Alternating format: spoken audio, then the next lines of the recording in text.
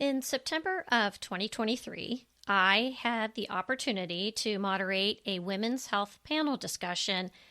The experts were there to address everything from sexual health and relationships, midlife skin solutions, pelvic floor, and incontinence. All super relevant topics for midlife women. But as I continue to be involved in these types of events, the one topic that gets the most interest and engagement is menopause. The questions from the audience are endless as we dive into symptoms, some common and not so common, and what we should be asking our healthcare providers in regard to hormone replacement therapy. One thing is for sure. No two women's experiences are the same. But knowledge is power, and the need for more advocacy for women's health is needed in order to keep the conversation going and creating awareness for not only well-being, but for menopause's cultural and workplace implications.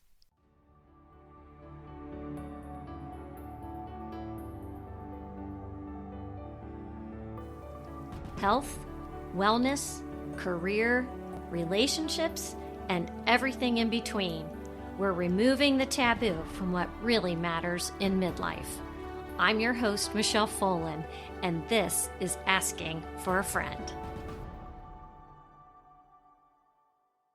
Welcome to the show, everyone. Our guest today is an intimate marriage expert, and after 12 years in medicine, helping families heal their bodies, Dr. Alexandra Stockwell started studying the science and art of emotional and sensual connection to help her patients heal their relationships. Her recent endeavor was to co-author a book with her dear friend Tricia, where they joined together to acknowledge all women through their conversation that dives deep into the topic of menopause, midlife pivots, and redefining this transition in life with the goal of bringing it out of the dark corner and into the light. Welcome to the show, Dr. Alexandra Stockwell. Thank you so much. It's really a pleasure to be here and to join the conversation that your podcast focuses on. I think your book and your platform is actually perfect for my platform. I think it's great that we get to connect through social media and make these things happen. Before we get started, because I have a tendency to want to jump right into the conversation, I do want you to provide just an introduction of you, where you live, where you went to school, and any kind of family details you'd like to share. Okay, I've lived in a lot of places, so I won't list them all, but I'll just say I was born in Greenwich Village. I know you didn't ask that far back, but I am definitely a New Yorker at heart, but I've been living in California for 11 years.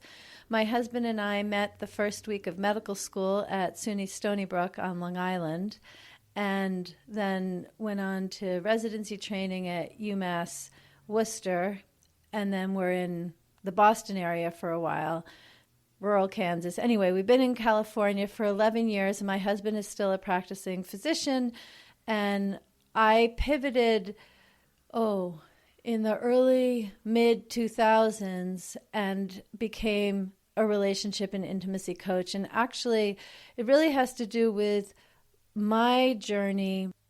Now it's actually fairly common for physicians to experience burnout and leave medicine and look for other more humane ways of living personally and professionally. But that was not the case when I essentially arranged for a sabbatical because, well, there are a lot of different reasons why, but one thing is that I was prioritizing my patients over my family and my family over myself. And it wasn't a time management issue because I could do a lot of things, but there was something in how I related to myself that I knew was not a problem, but would become a problem. And I have 4 children, and I wanted to work it out so they had a different model, and they didn't have to then work this out in their adult lives. I took a sabbatical, and for the first time really gave myself permission to do things just because I felt like it. So much of my life had been in order to achieve something for somebody. And the short version of all of this is to say that after reconnecting with joy and presence and just being able to sit in the sunshine and feel it caress my cheek and enjoy it without thinking about my to-do list and where else I might be or what I might be doing that would be more productive. Once I got to really enjoy my life, the last frontier was the bedroom. Mm-hmm. Because it was very interesting to me that pleasure and connection and communication and emotional fullness and nourishment didn't immediately translate into a lot more connection in how my husband and I were touching one another and enjoying ourselves. And it's not that it was bad. It just wasn't nourishing. It was nothing like what the poets wrote about. And I was like, well, I've transformed so much. Let's try this. So I did this very in-depth training on sensuality and sexuality, which doubled as a coach training. And at the time, I really didn't know what a coach was. It wasn't anything that I was pursuing. I was there for my own sake. But I'm very interested in how things work. And so I thought, well, let me just check out the teaching lab to see how are they teaching, how are they training people to do this? And I was like, oh, I've come home and I've been doing that ever since. And I've been interviewed by Rolling Stone and USA Today and Huffington Post. And there's this huge interest and need in how to really revitalize long-lasting marriages, so that I think you're part of this amazing, necessary movement for how women can have more vitality in the rest of their lives. And I've really come at this through looking at how relationships, long-lasting marriages can have more vitality, passion, and meaning rather than just the benefit of companionship. So that's a roundabout way of saying what brings me to this moment with you. There was so much in there. I didn't want to stop you, but I'm wondering, with this training that you have now and this experience you have under your belt with being an intimacy expert, do you think now, looking back when you were in practice, when you were in actual medicine, yeah, do you see how that may have potentially help your patients? Oh, unquestionably.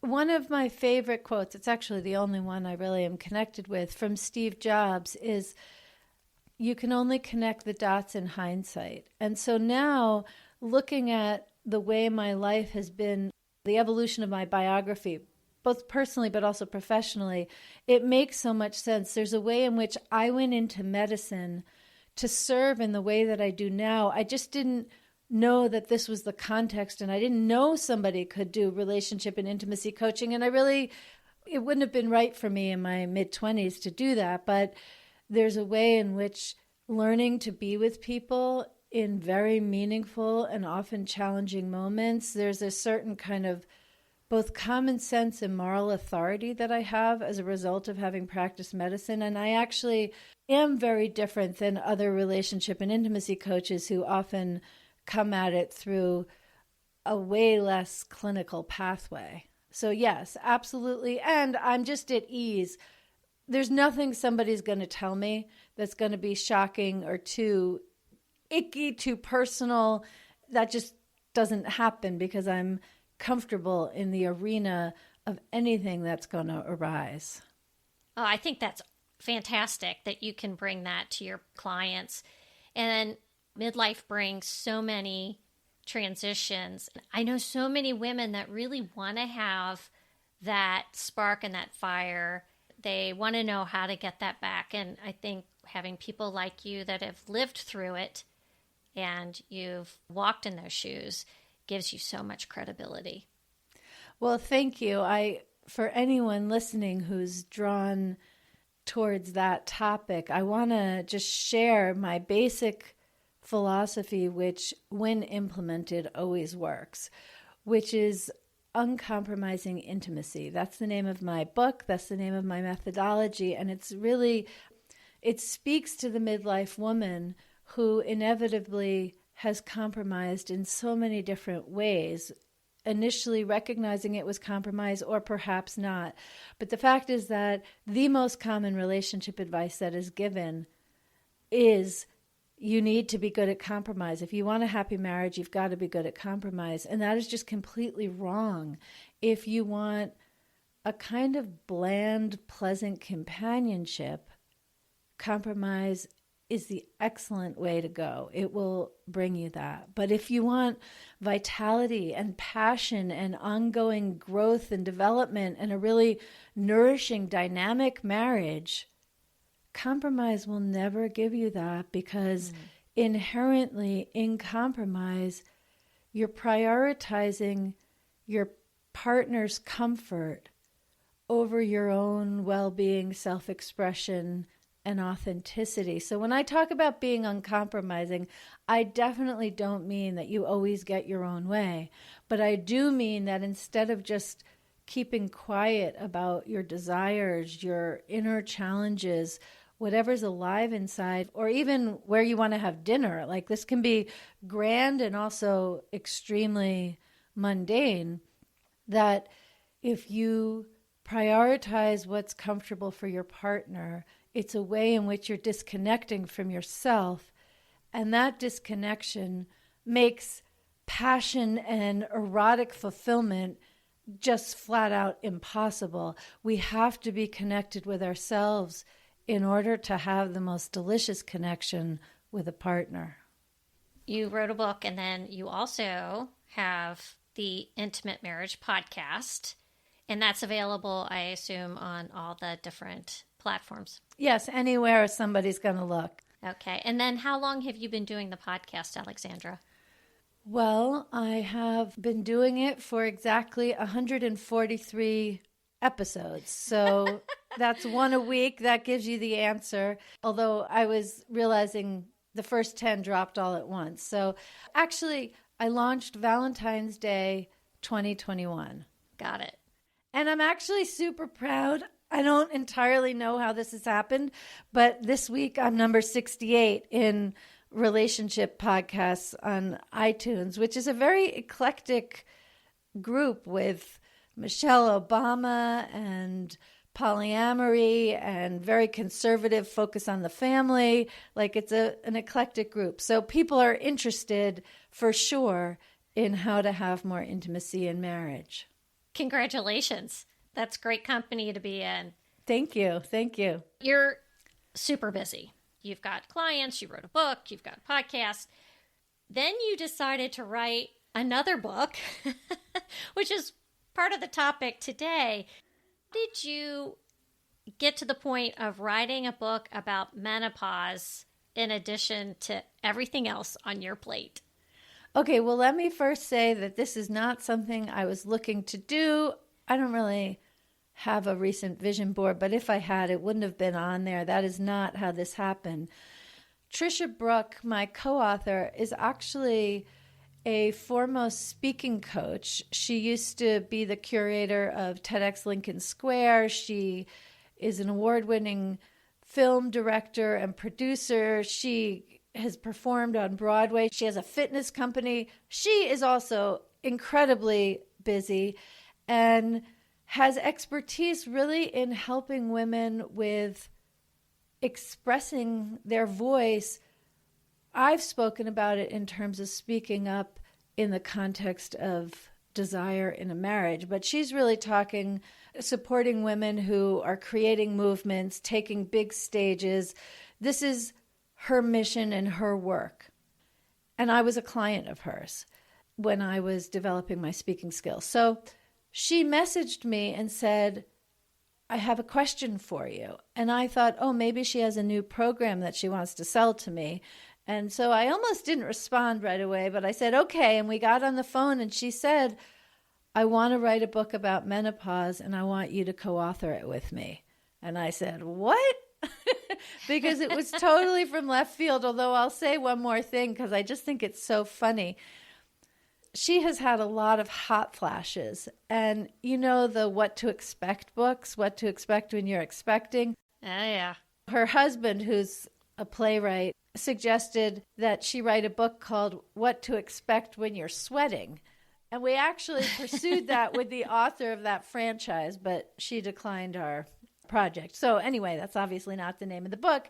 The name of the book is The Invitation, Vital Conversations About Menopause, which has a really different flavor. But anyway, when she contacted me, my main reason for saying yes was because I was excited about the opportunity to collaborate with Tricia.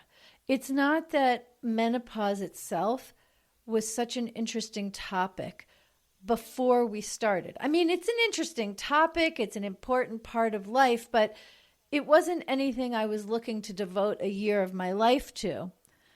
But I was definitely interested in collaborating with Tricia. I admire her so much. But once we started, I just discovered what an incredibly fascinating topic it is. And I did not come to those conversations, nor have I written the book, as an expert on menopause. Not at all. I mean, I'm informed to a certain degree, certainly about the physiology as a physician, but I really came to it as a woman. I'm now 55. I was 54 when we wrote it, did most of the writing, and she was 52. Just to have the conversation that I'd never actually had with anyone, and she had never had with anyone either.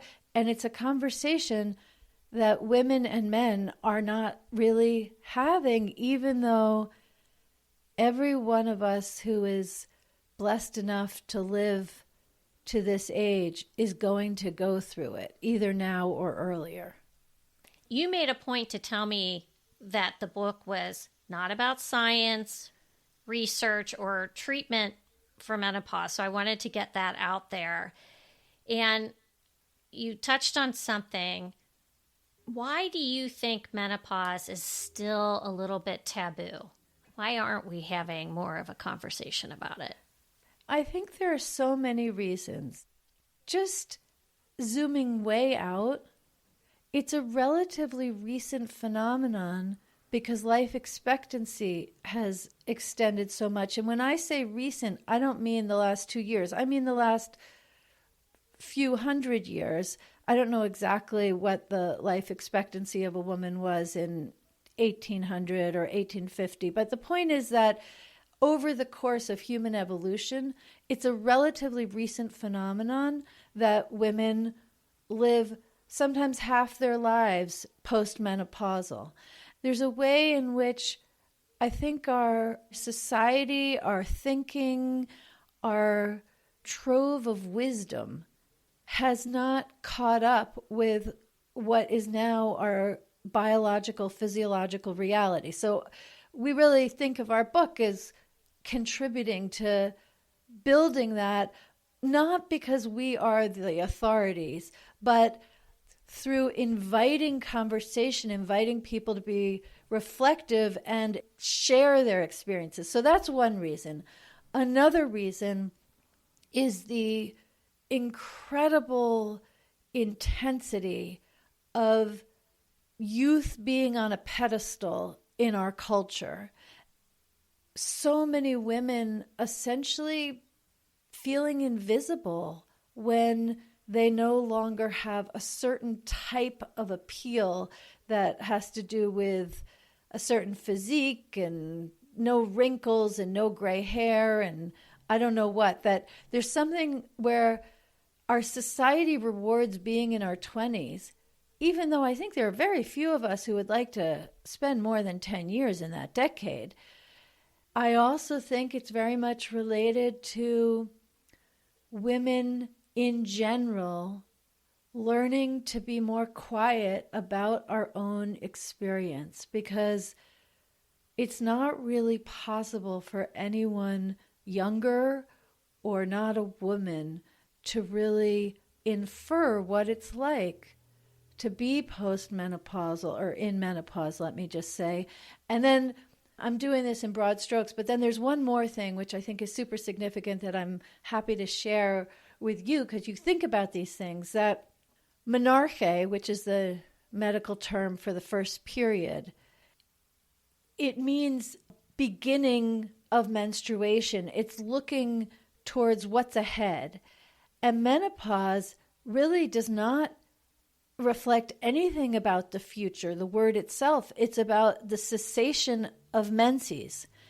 And to define ourselves as women who have stopped menstruating, that's what the language contains. But it is such an inadequate description of the creativity, the vitality, the self-reflection, the potential that is present in this time. And actually, I'll just say one more thing, which is that the cultural meme around menopause is that it is just awful. It is just, one loses oneself, one is at war with one's body, what takes on a whole other personality with sweating and hot flashes and brain fog. They're the 43 symptoms of menopause that are quite intense. And there are some women who experience it that way. But as a society, we don't know how many women actually have a smooth transition or a joyful transition or a modified transition. And I'm not looking to diminish the suffering that anyone has, because the women who are suffering really need healthcare practitioners who can meet them where they are, which is often lacking. Like, this is a very complex thing. But Tricia had severe hot flashes and night sweats and used hypnotherapy for the most part, which has been researched and shown to be effective. I personally, other than a real decline in memory, my memory used to be impeccable, and it's just not. Like, it's very disorienting. But other than that, I don't have any symptoms. But that kind of an experience is not represented in the culture, and it's not in any way to diminish someone who has a really difficult time. But we want, kind of like with birth, there's the whole spectrum of experiences, and it's not always terrible, and sometimes it is. This is a very long answer, but I think all of these are contributors to why menopause has been relatively invisible until the last, 2 years. It seems like there are conferences, and it's just much more podcasts like yours and in the culture, but typically as a negative. Back to the book, where it does document what I felt was a very heartfelt and honest conversation between you and Tricia. And I think what came out of that was that the menopause experience can be so different from one person to the next. And I was curious, now that, I know you're an intimate marriage counselor, coach. Yes. Now that you've had this conversation with Tricia, has it also opened your eyes to some of these issues that some of the couples that you counsel? Is menopause at the heart of some of the issues that couples have? Okay, this is a very intricate question, and I'm going to answer it exactly how I think about it. And the answer is yes and no. Yeah, okay. Because the way that I work in facilitating uncompromising intimacy, which inherently means that each person in the couple is aware of their experience and communicates it, desires and disappointments and so forth, not because the other person is supposed to change their behavior necessarily, but so that the individual's experience can be included, then that is definitely also true when it comes to menopause. But it's not inherently different when sharing the physiological changes and the impact of menopause than it is having that conversation after a child's been born or after some sexually traumatic event has occurred or just accumulated disappointments over years. The act, the choice, the courage, and the vulnerability and tenderness in being authentic is not inherently different with menopause. And I think when someone is used to participating in a marriage that way long before perimenopause, then the menopausal journey is far less fraught in the marital context. You also said something that I felt was interesting, is that society tends to look at menopause as somehow this dreaded transition in life. Yes. In a way, I think culturally we haven't gotten past that yet. How do we get not just women, but people in general to really view this as a time of empowerment, that we should encourage women to embrace this time? What a lovely question. I think the most important thing is to be having conversations about it. I used to love reading historical novels. Not that I don't anymore, I just haven't in a while. But one of the things that I would always be deeply impacted by in historical novels was the girls who never knew in advance anything about menstruation. And so they would start bleeding and think they were dying because that was the only way they could interpret how they could be bleeding. It's not like that with menopause. I don't think mature women think they're dying when they go through menopause. I mean, maybe there's a few moments of it. Or actually, I don't know if you've seen the recent Oprah magazine has 9 pages focused on menopause, and Oprah describes having heart palpitations and going to the doctor and being given heart medication and no one ever asking her anything about menopause. And it turns out it was actually hormonal changes from menopause that were causing that. So she was taking heart medication to treat something that she didn't have, even though she did present with heart palpitations. Anyway, that just came to mind because of the example I used of the girl thinking she was dying. But typically, when you're sweating or dizzy, you don't think you're dying, but you don't know what's going on. One of the most important things, this is in response to your question about empowerment, is that we have places to share our experiences. And in this conversation so far, I've been focused on sharing with your partner, especially in a heteronormative context where it's more challenging because he's not going through menopause. But really, the conversation that our book is between Tricia and me, and the conversation you and I are having, and the one that I think really leads to empowerment, or I might say sovereignty more, because if someone has a really challenging menopause journey, maybe once it's over, it's empowering, but that's a word that's hard to connect with. For some people who are suffering, for some it's not. But certainly to have sovereignty, that you're not just mowed over by your experience. One of the most important things is to be in conversation with those you cherish and admire. So really, what I would consider success with our book, which again, the invitation, Vital Conversations About Menopause is the name of it. What I would consider a successful outcome is if people read the book and then start having conversations with friends, with your mother, no matter what ages you and your mother are. If she's alive, like, if you haven't asked, and most women haven't, what was it like for her? What are her reflections? And also with your daughters and nieces and younger coworkers. Those of us in this time of life have an opportunity for ourselves and for the culture in general and the generations to follow to have conversations. And those conversations can absolutely include complaining and frustration, but they also can include, and should, new questions and considering, what is the gift here? How do I want to move through the rest of my life now that I do not need to plan for any kind of monthly hormonal cycles? Or children. Or children. Come on, Alexandra.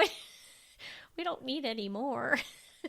It is true. But it means from here on out, if it wasn't before, and let's hope it was, but if it wasn't before, sex is all about pleasure. And I think that that actually gets to the topic we're talking about, because approximately 50, I think it's 51% of women over 50 are not having sex. And there is so much pleasure available. We know that women, their sexuality doesn't peak until their 60s and 70s. And all of that is the consequence of our attitudes about menopause. Yeah, I so agree.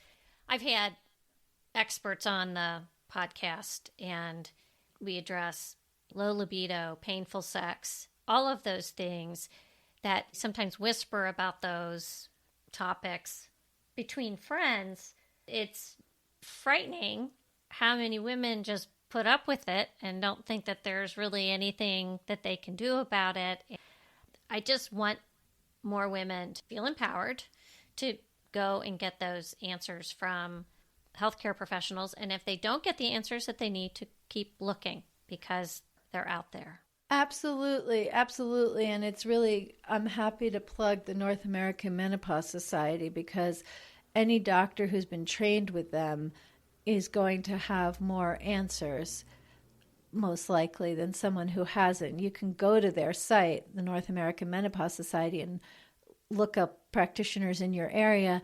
And I also just want to add that from my perspective and the work that I do, I don't really think low libido, I mean, sometimes it's a reality that's physiological and there are various considerations, but functionally, practically speaking, in my work, for me, low libido means the sex that is available is not the sex that's appealing. Because if a woman doesn't want sex, it's because the sex she's having is not the kind she wants more of. So rather than looking to change the hormones and have a physical exam, all of that's super important. So I'm not practicing medicine. That's why I can say that for me, my focus, which really always makes for better sex, is paying attention to, okay, well, what kind of foreplay, what kind of initiating is going to make it more appealing? You don't need to be full on turned on. You just can let yourself become aroused. I think that's a basic false idea that desire needs to precede arousal. It doesn't. But whatever it is, it needs to be something that would be appealing to you, or of course you're not going to want more of it. And so there's something about being menopausal where we're just not going to put up with sex that doesn't work for us. So I think that's often missing from the low libido conversation. Just, well, see if what's going to happen could be more appealing, because there's so many women who are married, get divorced, and suddenly their libido is off the chart. What you're telling me then, I mean, certainly women, their engine takes a while to warm up sometimes, and with the right stuff, you can get there. Yes. But also, it's just the communication piece. It's like you got to communicate what you want. I think that's the crux, is you got to be able to. Yes, and you need to communicate what you want, and you also can communicate that you're not sure what you want, so let's discover it together. I think really what I hope a takeaway from this whole conversation is the importance of communication, whether, as right now, it's about sex with your partner, which of course requires you to be communicating with yourself about it, to be considering what you would want, what would be more appealing, what do you think might be lovely, and try it and see if it is. And if it's not, try something new. And if it is, do it again. But also communicating with the other women in your life, because one of the things that's been so surprising about this book is a number of our early readers have been men. And we've had men interview us together. The first podcast interview that Tricia and I did together was with a man whose wife is in menopause, and he just thought, I want to know more so that I can be with her and support her in her journey most effectively. And I think it's very significant how interested men are to read this book. And that was going to be one of my questions. Do you think it would be helpful for men to read the invitation? I absolutely do. And I think sometimes men can feel like it's not their conversation because it's not their bodies. But that's not true. There's a version of this which is men's conversation. In fact, both Tricia and I have very supportive husbands that were influential in the direction we went with this book. The fact that neither one of us felt shame or a need to hide anything in our marriages is a tribute to our husbands. Even if a man who's not in a relationship with a woman and not looking to be, it's still very worthwhile to read it because menopause is not just something that influences what's going on in the bedroom or the home.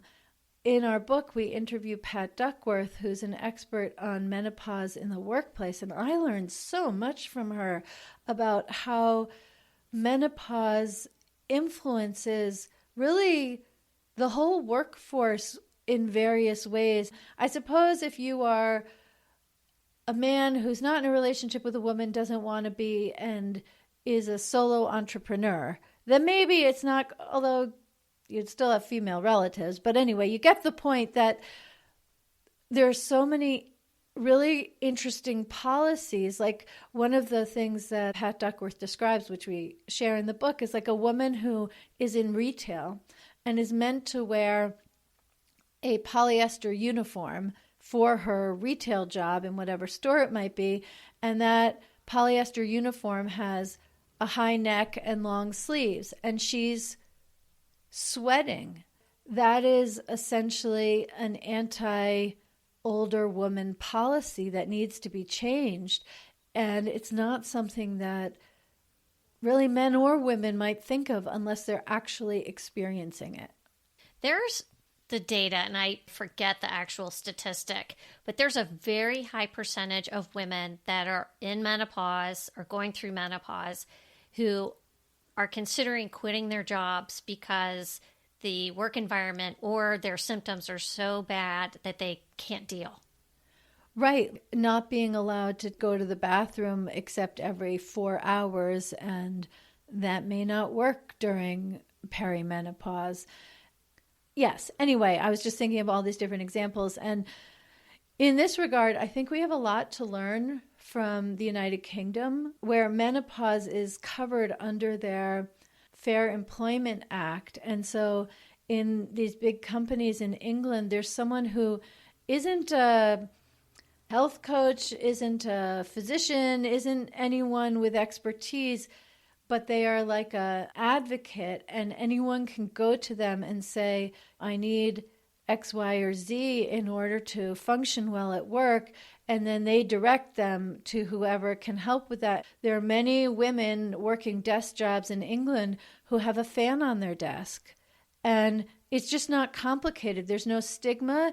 It's just understood. Just like fresh air circulating is good for everybody, some women need a fan on their desk. For others, it would be very uncomfortable and just chilly. So I think part of what makes for successful employment practices is having room for the individual experience, which that's come up multiple times in our conversation. It wouldn't do to just issue fans for all women over the age of 50. That would be a poor choice. But having them available for those who want in a way that has no stigma or repercussions, well, that is a beautiful policy. Well, if I were a business owner, I would want that segment of my workforce to be happy because they bring professional maturity and experience that you don't get with younger women, and giving women a place where they can cool off or a fan at their desk or whatever. I mean, we've come this far to have breast pumping rooms. Yes. For women to do that. And I think we'll get there in the menopause world. Again, we're just really starting to have the conversation. And I do agree with you. I think the UK is ahead of us in regard to policy. But I think this can change. It can, and it changes in interesting ways. I'm looking forward to seeing what this Oprah spread does, because Oprah has such influence. And another one is Drew Barrymore, who I forget if she was on the Conan. I don't remember which talk show she was on, but whatever it was, she just paused for a moment and wiped her brow because it was glistening and said, "Oh, I'm having a hot flash, just a moment."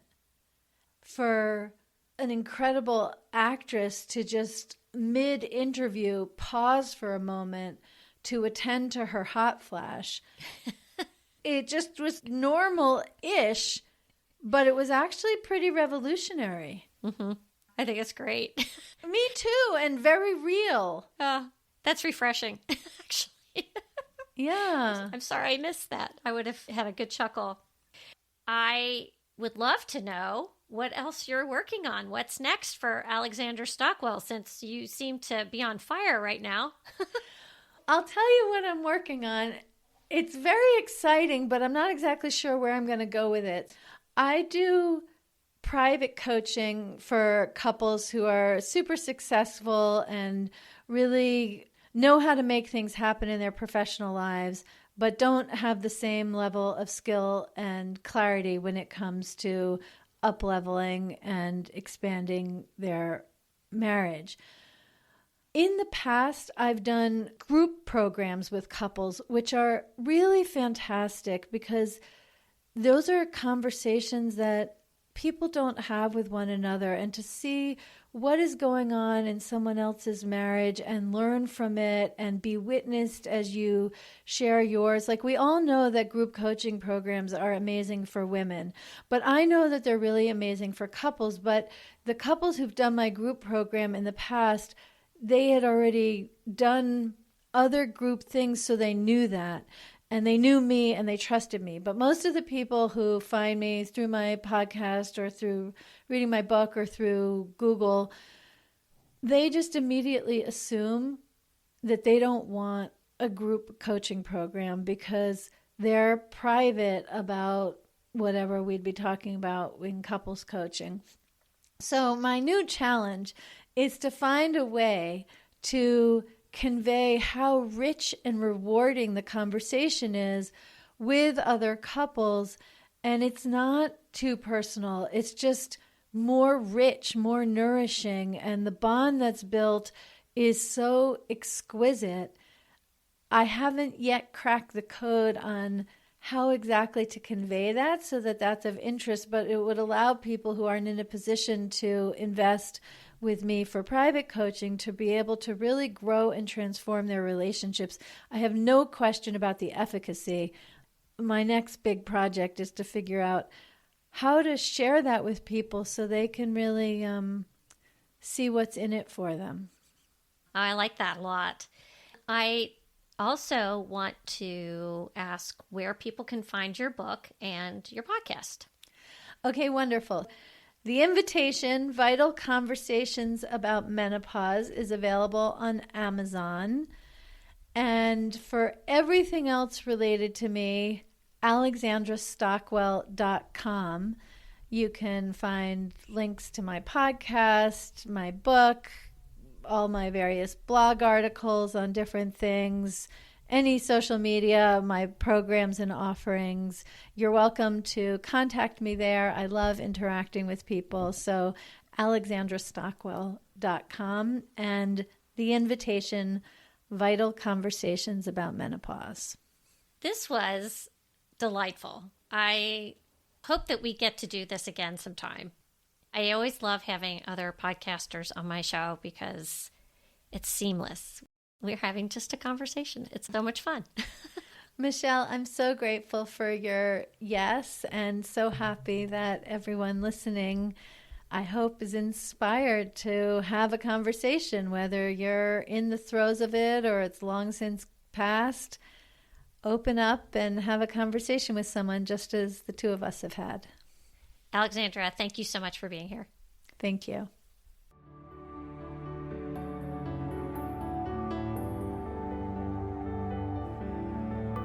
Follow Asking for a Friend on social media outlets and provide a review and share this show wherever you get your podcasts. Reviews and sharing help us grow.